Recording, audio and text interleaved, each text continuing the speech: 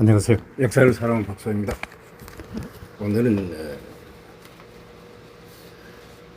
조선 전기 때 그 주비론으로 유명한 석경덕 선생에 대해서 한번 알아보겠습니다. 석경덕 선생은 1489년 성종 20년부터 1546년 영정 1년까지 조선 전교의 주비론 유학자입니다.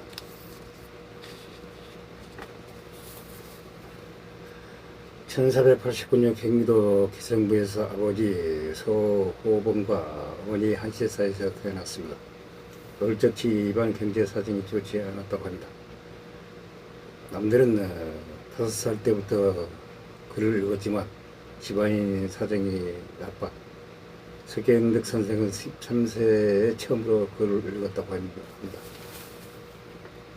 스승 없이 독학으로 공부하였으며 18세 대학을 읽고 경물치지 뜻을 두었다고 합니다. 종달새 울음소리를 듣고 하루 종일 이를 연구하였다는 일화도 있습니다. 1519년 현령과의 추천을 받아서 사양하고 개성화담의 서재를 세우고 연구 교육에 힘썼습니다. 이후 어머니 요청으로 1531년 중종 26년 신년 생후시에 응시하여 합격하였으나 교수를 단념하고 하였다고 합니다. 그 이후 하다못 그가 응거하면서 후학을 명상한 곳의 진역에서 나왔다고 합니다. 사후 1575년 선전 8년 우의정에 추정되었습니다. 그의 철학은 철저한 주기론이며 태어설이라고도 합니다. 그런 기가 모이면 물질이 되고 기가 흩어지면 태어가 된다고 봤습니다. 이때 태어라는 것은 기가 띄엄띄엄 흩어져 지각되지 않는 상태이며 소멸한 두의 상태가 아니다. 이 때문에 그의 철학은 지극히 현세 지향적인 성격을 띠고 있습니다. 그가 불교 철학을 비판하는 이유 또한 여기에 있습니다. 물질을 구성하는 것과 태어로 돌아가는 것은 음력의 원리에 따라 설명한다고 봤습니다. 어떻게 물질가 되느냐 하는 것이 바로 이입니다. 하지만 그가 이를 언급하는 것은 이 정도 수준에서 그칠 뿐이며 그 외의 부분은 대개 기에 대한 설명으로 전개되고 있습니다.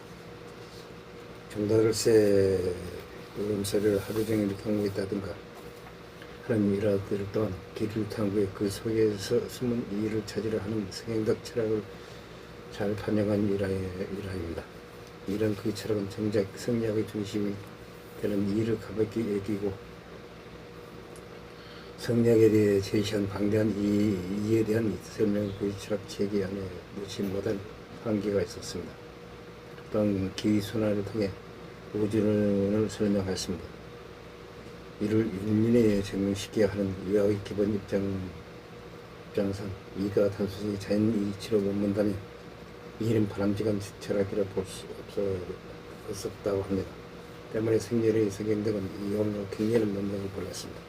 이와 길을 포괄적으로 설명한 주기론자 이의 철학이 등장하면서 조선 주기론 이의 철학 분식을 그리게 되었습니다.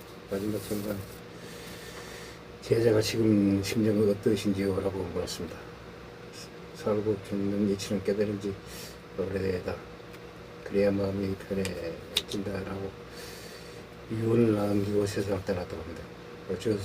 저서로는 화담집이 있으며 그의 사상적인 면모를 밝혀줄 원이기, 이기설, 태어설, 귀신사생론 등의 대표적인 글을 수록하고 있습니다. 제자 중에 유명한 할아버지는 토종비결로 잘 알려진 이지암이 있습니다. 이지암 또한 농업과 상업의 병구인도를 주장하는 등 당시 사상가 중에서 획기적인 모습을 보여주었습니다. 석경덕 유파가 이어지지 못한데 아쉬움을 보이는 학자도 있습니다. 그 외에도 박순호약, 박지화, 양사원, 한백경, 민순, 차천로 등이 있습니다. 그의 학파는 대체적으로 스스로 깨닫고 아는 것을 중시하고 교육을 모범으로 삼았다는 특징이 있습니다. 반면 봉당에 있어서 통일된 단어를 형성하지 않고 각자 흩어졌습니다. 하다마포가 경기지방이라는 유련 정치적 고지에서 형성되었음에도 조선 후기까지 학파가 이어지지 못하는 이유가 되었습니다. 성리학자였지만 노장 사상과 불교에 대한 이해 또한 깊었던 것으로 알려져 있습니다. 이에 대한 비판 또한 제기한 바 있습니다. 그런데 왠지 후대에는 성경을 연구하는 철학자가 아닌 도사 이미지로 자주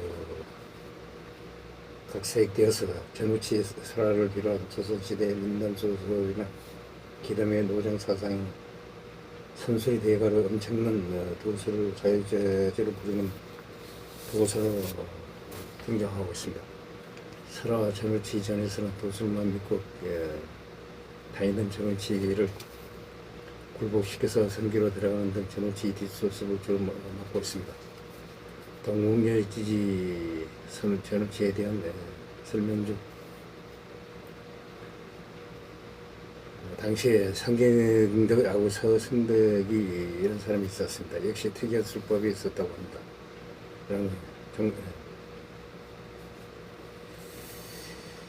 전해지는 공부 방법으로는 단어를 방안에 써놓고 그 단어를 하루 종일 들여다보면 근본부터 사색을 하거나 오전부터 뒤집어보며 탐구했다고 합니다. 그러면서 자신이 세운 가설에 대해 검증하고 확인하는 방식이었다고 합니다. 그의 사색적인 생각은 산서를 공부할 때 훈장이 그에게 한마디 잘 나타나고 있습니다. 훈장이 말했습니다. 나도 잘 알지 못하는 것을 홀로 깊이 생각해서 10월 만에 알아내고 말았다. 나는 상설 사색으로 깨우친 것이다. 그래서 뒷날 추정 문제가 제기됐을 때 선조가 이 사람은 공문 수신이 없으니 의심스럽다고 했습니다. 그리고 선생이 말했습니다. 이 서경택 선생의 공문법에 대한 이런 평가를 내리면 서경택이 오정에 추정되었다고 합니다.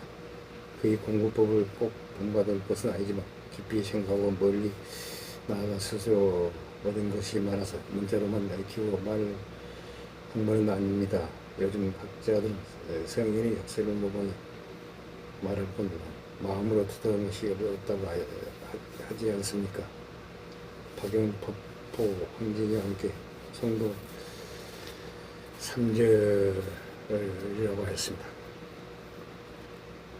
야사 한 장으로 황진이 유혹을 펼치고 그녀의 스승이 되었다는 이라도 유명합니다. 이 유혹을 자세히 묘사한 이야기들도 자주 보이고 있습니다. 이런 곳에 등장하는 서경대의 모습은 목속으로 묘사됩니다. 때문에 황진이에게 30년 수행한 지족거사는 황진이에게 넘어가 비인간적이라는 다소 어이없는 이유도 있습니다.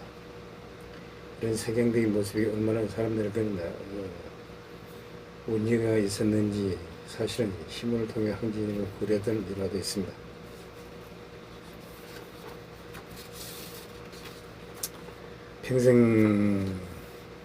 서경택 선생은 평생 벼슬이지 않고 독창적인 줄기 철학을 수립한